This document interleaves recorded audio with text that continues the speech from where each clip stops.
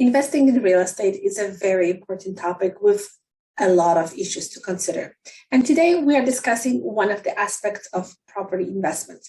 We're talking about insuring your investment property. Today's episode is with a special guest, Eric Gruscyk, the owner of Desjardins Insurance located at Randall St in Oakville. Eric has been in the insurance industry for many years, initially working for his dad and at State Farm headquarters in many different capacities. But since 2016, Eric is the owner of his own Desjardins agency, and he employs local talented representatives to serve all your insurance needs. So tune in into our candid conversation to learn about insuring your investment property. If you like what you hear, click like.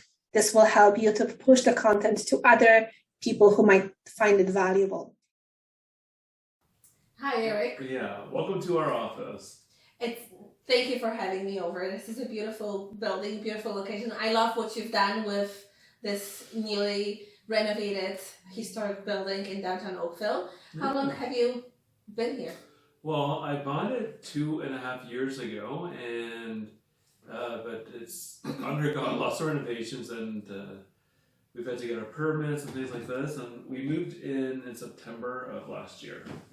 And Just a few months. Few months, and already so much work done. That's wonderful. Yeah, we were proud of it. I'm proud of it. Yeah. So you've been serving the community of Oakville for many, many years now, and I know that you have a great reputation and a lot of experience.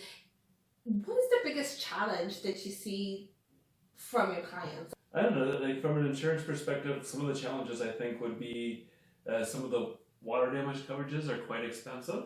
So for some people, depending on if they live closer to the lake, or if they live closer to, let's say, Coronation Park or in Bronte. It's a lot of flooding issues. There can be different flood zone issues, and so if somebody wanted to have sewer backup coverage, flooding insurance, or if the foundation were to leak, these kinds of coverages, it can be very expensive. So depending on the kind of house that people are buying, that can be expensive for people and something to consider. Okay. So can I ask you then the follow up? So if there's a sump pump in the house, that's a giveaway that there could be potential flooding? I wouldn't say it's a giveaway. I would just say maybe they've had issues in the past, but then also in some areas they must have a sump pump when they're building. So it doesn't necessarily mean that there's a problem. But and also if you have a sump pump, it can help with your rates, so it can give you a little bit of a better deal.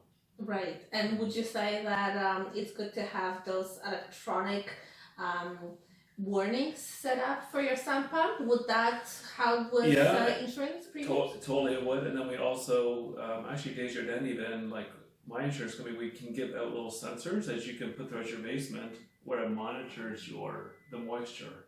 And if there's a potential flood or any kind of potential issue, you get a notification to your cell phone. That's fantastic. And that can help you with your rates. That's awesome. Oh my gosh. Well, that is worth the conversation. And just right there. Right we there. can wrap it right up, baby. No, but this is really very good information. Then I will be sure to tell my clients from now on. It's like, yes, come to Desjardins and get a sensor. Sensor, absolutely. Yeah. Mm-hmm. Fantastic. Okay. Yeah, no, that's. I think that like I said, the challenges, depending where you are in Oakville or even Burlington or Mississauga too, where these are communities on the water. Some of that flooding, that water damage insurance can be expensive. But like we talked about before, I think that sometimes the cost of insurance is expensive depending on what kind of home that you own. And but other than that, I think that things are pretty good. The car insurance rates are relatively affordable in Oakville. We're not Toronto, we're not Brampton, we're not Mississauga, so the rates here I find it can be pretty competitive. And in general, the insurance market is pretty healthy here. That's good. Yes. So it has to do with Oakville being a safe town, right? I think that it boils down to that, and then also just the statistics of it. Also, we have less vandalism, less severe claims, less accident benefit claims, maybe less fraudulent claims. So whatever the reasons are, like the claims experience is less, so then that savings is passed on to the clients with less premiums for their property or for their car. That's great to know. Yes, that's a very good thing to keep in mind. Oakville is safe and with lower claims than elsewhere. So absolutely a reason to move here and insure your properties, your belongings. Absolutely. So I came across one very interesting statistic that showed that in 2021 there has been a huge increase in buyers investing in secondary properties, or whether it be investment properties or cottage properties or recreational properties. And about, in Hamilton, 19% of sales or 19% of buyers were investors, were buyers who are buying secondary properties, in which obviously they're not living themselves in. So my question for today is kind of to address that, and from the insurance aspect of it, what kind of insurance do investors need?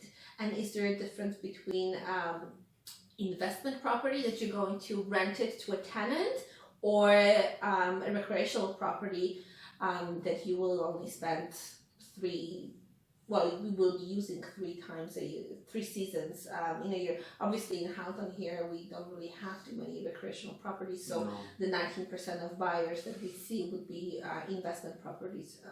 But how does it look from investors?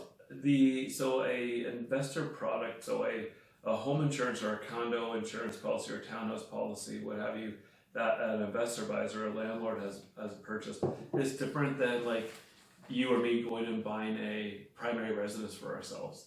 So the buyer needs to be aware and cognizant of the rebuilding cost, because these properties usually do not have guaranteed replacement cost on them like your house or my house would have on it. So guaranteed replacement cost, basically, we're going to rebuild that house no matter what it costs. I mean, I'm making it very simple, right? But when you have a rental dwelling, or you're an investor and you've purchased this rental condo, that covenant is not usually on the policy. So if there's a claim and that house, the insurance policy says $400,000 rebuild cost, and it costs $500,000 to rebuild it, we're giving you $400,000. So there's not a guarantee there. So you, as a investor, you really need to know the value of that house, and you really have to be making sure that you're reviewing it and it's keeping up with inflation or keeping up with the things going up like labor, things like this. So you really have to be aware of that. And oftentimes you'll find that these people who are buying these houses or these townhouses or these condos, it's actually undervalued. So it's not always, to me, a good thing to have cheap insurance. Right. Like when people talk about, I bought that product for $50 a month. What? You're paying $100 a month? Oh, you're getting ripped off. Not necessarily. You don't know what's going into that other client's insurance, and sometimes you have the wrong product. So that's why I always say, review things apples to apples. Don't be afraid to call your insurance company. Don't be afraid to ask good, these questions. There's no real bad questions with insurance, and but that, to me, like I said, is one of the main differences if you're an investor or you're purchasing as a landlord. And also making sure that you understand if you have any of your own personal property there, because these landlord policies, there's not usually coverage for your personal property. So if you have appliances, if you have couches there, or if there's things that you're allowing the tenant to use, that's not insured. So you should make sure that the people who are doing your insurance, they know that, I have brand new Millennium appliances that were $25,000. Okay, that better be insured. So those are the things, just off the top of my head. Right. Those 2 things would be, I think, a little bit different than just a primary home insurance policy. But is there any special way to insure a new build condo as opposed to resale condo? We would treat, if I'm understanding that question correctly, we would probably treat that the exact same. So whether you are getting the condo and it hasn't been registered yet, yes, or whether you're buying it and it's already built and registered and everything like this, we would still sell the policy in the same way. If renting it out, it would be a condo rental dwelling, or if you're going to live in it, it would be like just an average traditional condo policy. So we wouldn't do anything different. Okay, that's good to know. So it's the same policy, and then because because we used to do it differently, but nobody called us when the condo was being registered, so it was still a tenant policy. Right. So we changed it to say, okay, it's probably going to be a condo at some point soon. It's going to be registered, in a month or 2, 3, 4 months. Let's just do it as a condo from the beginning, especially because we know that's what it is. Right. Yeah, definitely. Mm. Okay, so it's important to have home insurance regardless of whether it's an investment property or your own property, obviously. And very often when you have a mortgage, you will not get the mortgage until your home is insured.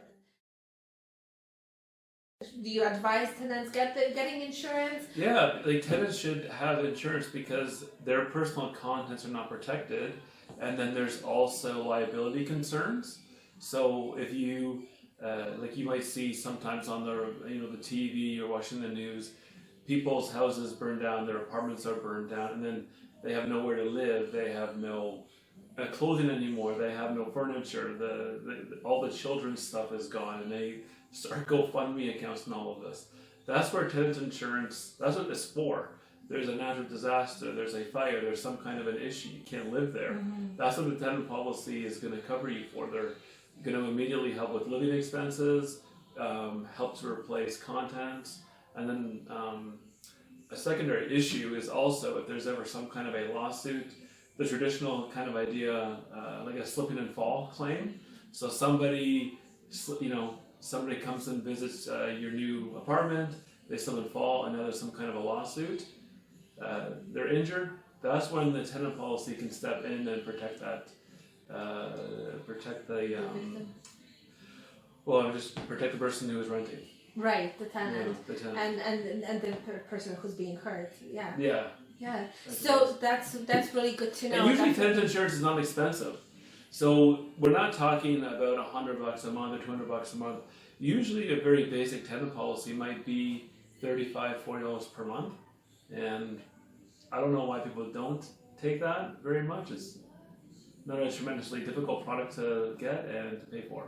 Right, and no, absolutely. It is definitely something worth having, and it protects you. And it's not, if you can't afford to have a house and you're renting, well, you can't afford not to be insured, because if you lose your stuff, your sentimental things and your treasures and your expensive items, your electronics, your TVs, your kitchen stuff, your rug, your furniture. Absolutely, it's very difficult to put those pieces back together and get on your feet. So tenant insurance is totally worth the investment, absolutely. Or that is the first level of investment, right? In yourself and in your future. So just to clarify, the landlord's insurance does not cover any of the tenant's stuff, no matter what. No, like the landlord, he would have or she would have their own insurance to protect the building, to protect against larger claims like water damage claims, to protect their own property on it. So maybe they have couches there, maybe they have appliances there, maybe they have laundry or dryer machines there. That's the landlord's property. So they have their policy. And if there was to be let's say a fire, the landlord's going to have a separate claim. And then the tenant's going to have a separate claim. Right. Yeah. So what about right now this the town of Oakville and the city of Mississauga, for example, and Peel in general, they're allowing for these multi-unit dwellings. So you can convert the basement into a renter's quarters. You can build on the space of a garage, for example, and make an apartment there, and so forth. Would you recommend that these people, the tenants who rent there, have their own insurance? Yeah, they should all have their own insurance because like we were talking about before, the landlord, there's no coverage there for these tenants, and then also each tenant. So there's going to be 2 or 3 different tenants with 2 or 3 separate units, like one's in the garage, one's in the basement, one's upstairs, or whatever. Yeah. They should all 3 of them have their own separate tenant insurance because it's like 3 separate apartments. Right. So not to pool resources and to say let's just share one. It's not. And they're not related. They're treated as separate, separate families, separate policies. Yeah, no, that's a very good point, and it's very important to know that it's whether you're renting the whole unit, an apartment or a house, or whether you're just renting part of it to a tenant, there should be separate insurance involved. Mm-hmm. That's what we're getting out of this, right? Yeah. Yeah. What about car insurance? How does that work? Do you get There's bundling rates. So when you, with Desjardins, you can get up to 35% off your home insurance when you bundle with your car insurance. And then with car insurance, when you bundle with home insurance, the car can get 10% off. And I actually think that we might be increasing that at some point soon.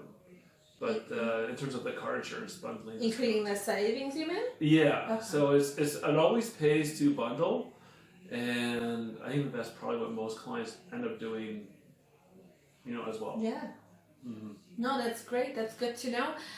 So is there anything else that you can add to our conversation that about insurance and home ownership? What we were talking about initially with the rental dwellings, I deal with a lot of landlords, and even a lot of landlords who own multiple properties. Mm-hmm. And sometimes the temptation is to try and get things as cheap as they can, right? Like everybody that wants a deal, and everybody has only a limited budget to work with. I get it, but it's not a badge of honor to have the cheapest home insurance possible. It's not like going to Walmart to buy your bananas, Right. It's not like, oh wow, I'm only paying $50 for my $2 million rental house. Yeah. There's usually a reason why it's so cheap. So you always want to make sure you understand your coverages. You're going over it annually with somebody, hopefully at your insurance agency or the brokerage or the company, and you're keeping an eye out on the water damage coverages. And then you're keeping an eye out also on your tenant. Mm-hmm. Sometimes I've seen some very peculiar claims with what tenants have done, or they've subletted things out, and all of a sudden you have no idea who's living there. So just keep an eye out on that rental dwelling. If you're living overseas, make sure you have a proper property management company taking care of it, and then also disclose that you live overseas to the insurance company. So lots of little nuances there, but just being careful and knowing what your coverages are, especially when it comes to rental dwellings. That to me is very, very foundational. Yes, so definitely it's very important. Each situation is different. Each landlord and tenant relationship is different, but it's important to be protected, to be insured, to be transparent with both your tenant and what you expect of them, as well as with your insurance company, and what they can do for you in case of crisis, as well as for your tenant, because you don't want any issues to arise there. So always talk to your insurance broker, and Eric here at Desjardins is available and ready to help and answer any questions that you may have. Yeah, call me anytime. Yeah, drop us a line below with any comments and questions, or contact Eric directly, and I will post connecting links and websites in the comments below for you, so that it's easier. Okay, great. Well, thanks everybody. Thank you so much. Have a great day. Thank you for watching our video with special guest Eric Gruscyk at Desjardins Insurance. If you like what you hear, please click like. This will help others see the content. If you want to hear from us again, please hit subscribe, and I will see you next time. Take care until then.